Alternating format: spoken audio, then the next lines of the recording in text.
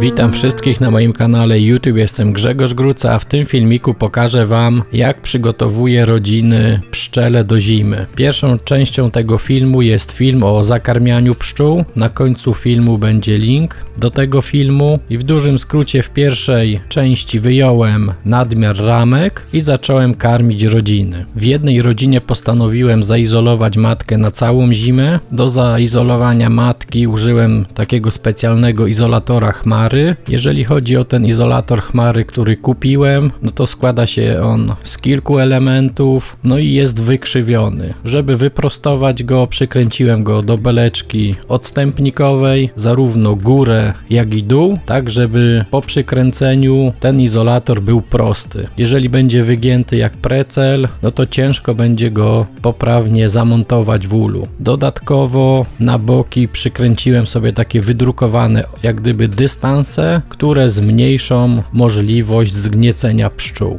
Izoluję matkę pierwszy raz, dlatego postanowiłem zrobić to tylko w jednej rodzinie. Jeżeli metoda się sprawdzi, no to będę izolował większą część rodzin. Żeby zaizolować matkę, no to zrobiłem przegląd w gnieździe, matkę złapałem do specjalnego takiego chwytaka. Nie lubię łapać matki w rękę, ponieważ możemy zabrudzić ją jakimś zapachem i pszczoły mogą potraktować ją jak obcą. Wsadziłem ją do izolatora chmary, zamknąłem izolator chmary i włożyłem go do ula. Tak jak tutaj widzicie, mam 4 ramki dadanowskie i izolator chmary wsadziłem w środku. Chodzi o to, że jak pszczoły uwiążą kłąb, żeby ta matka była w środku kłębu. Izolację matki warto przeprowadzić końcem sierpnia. Po zakończonym karmieniu sprawdziłem każdą rodzinę, czy jest odpowiednia ilość pokarmu i dodatkowo, czy tych pszczół jest wystarczająca ilość, żeby utrzymały odpowiednią temperaturę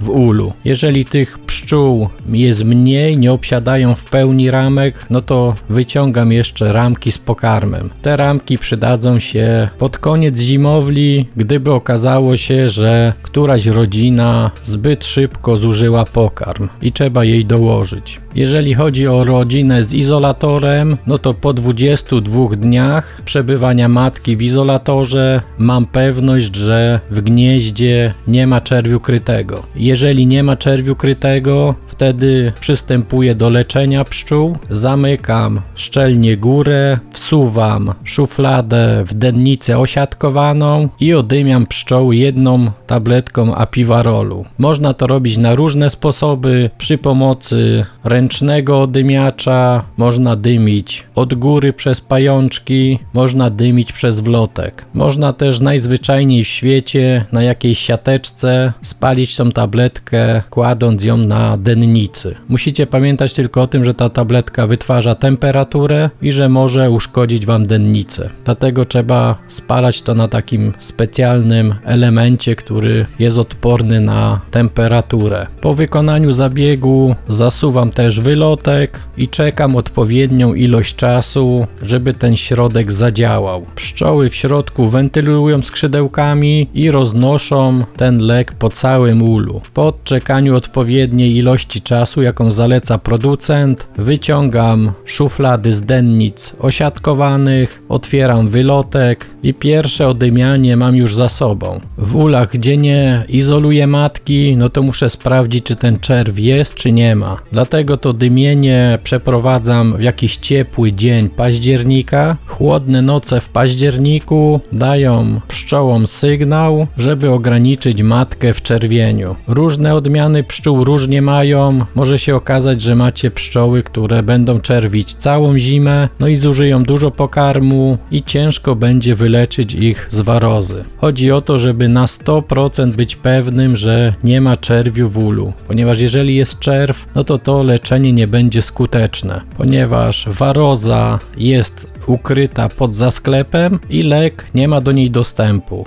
Następną czynnością, jaką wykonuję, żeby pszczołom się bardzo dobrze zimowało, no to podkładam połówkę korpusu pod gniazdo. Podniesione gniazdo ma taką zaletę, że gdybyśmy mieli jakieś mocne wiatry zimą, to przez tą dennicę osiadkowaną, która jest otwarta od spodu, mogłoby po prostu wiać tym pszczołom. Jeżeli będą one podniesione do góry, no to w znacznym stopniu zmniejsza się możliwość właśnie takich przeciągów ulu od silnego wiatru. Dodatkowo mają też miejsce, żeby uwiązać sobie kłąb. Na dolnych częściach ramek, gdyby tej przestrzeni nie było, no to praktycznie pszczoły leżałyby na tej siatce od dennicy. Wielu pszczelarzy używa folii przed powałką i ma ona bardzo wiele zalet. Taka folia zmniejsza zabrudzenie powałki, nie trzeba strzepywać pszczoły z powałki po otwarciu ula, można zajrzeć do gniazda nawet podczas takich gorszych pogodowych warunków. Chodzi o to, że gdybyśmy mieli samą powałkę i ją podnieśli, no to od razu w gnieździe robi się przeciąg. Jeżeli mamy folię, no to możemy przez tą folię zobaczyć do ula, co tam się w środku dzieje. Jeżeli nic niepokojącego, no to zamykamy powałkę i rodzina nie została strasznie wyziębiona. Jeżeli tej folii by nie było, no to każde takie otwarcie bardzo niepokoiłoby pszczoły. Jeżeli chciałbym podać ciasto w takiej rodzinie, no to kładę to ciasto na tej folii, w jednym narożniku odginam narożnik, robiąc taki trójkącik, którędy pszczoły mogą przejść i mam podane ciasto. Jeżeli chciałbym te ciasto bezpośrednio na ramki kłaść, no to jest duży problem, ponieważ te pszczoły często na tych ramkach siedzą. I kładąc ciasto, równocześnie przyciskamy te pszczoły i gnieciemy. Ciasto, będąc bezpośrednio nad gniazdem, też ma odpowiednią temperaturę, że jest możliwość jego pobrania. Gdybyśmy dali je na powałkę, pszczoły nigdy tam do góry nie wyjdą, bo jest zimno. Od razu tutaj mówię, że jeżeli macie folię u góry, wszystko szczelnie zatkane, no to dół cały musi być otwarty. Jeżeli dół zamkniecie, no to zrobicie pszczołom saunę. Ta para nie będzie miała którędy być odprowadzona.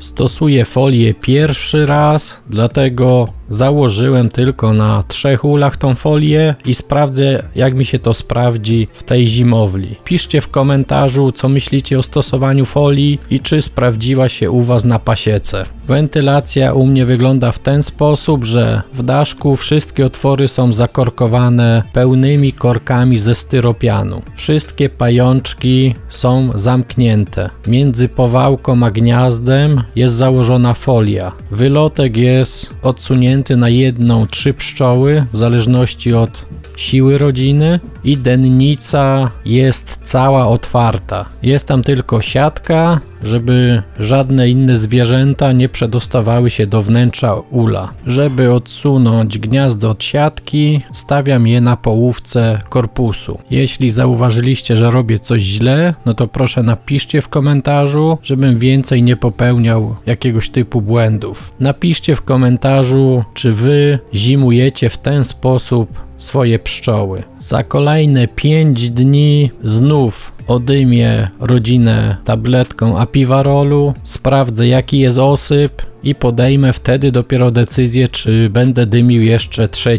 raz. Dlaczego leczę pszczoły w słoneczny dzień? Ponieważ jeżeli jest poniżej 10 stopni, pszczoły zbijają się w kłąb, taki bardzo gęsty i ten dym nie dojdzie do każdej pszczoły. A co za tym idzie, nie wszędzie ta waroza zostanie zwalczona. A jeżeli pszczoły się troszkę rozluźnią, no to ten dym dojdzie w każde miejsce w ulu. To tyle w tym filmiku. Zapraszam na inne moje filmy i do zasubskrybowania mojego kanału. Cześć!